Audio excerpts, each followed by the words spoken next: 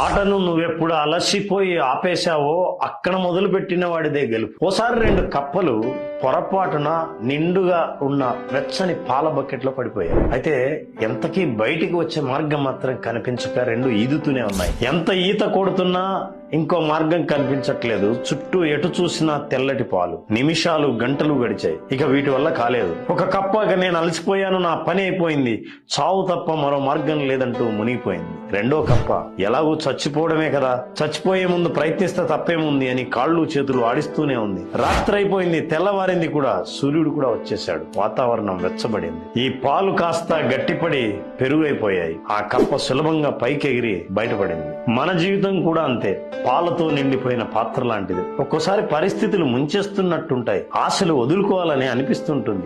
ఓటమిని ఒప్పుకుంటే మునిగిపోయినట్టే లెక్క. ప్రయత్నిస్తూ ఉన్న వాళ్ళ జీవితాల్లోనే అద్భుతాలు జరుగుతాయి. మీ జీవితంలో ఈ రోజే ఆ అద్భుతం ఎందుకు జరగకూడదు? ప్రయత్నిస్తూ ఉండండి. మీరేమంటారు?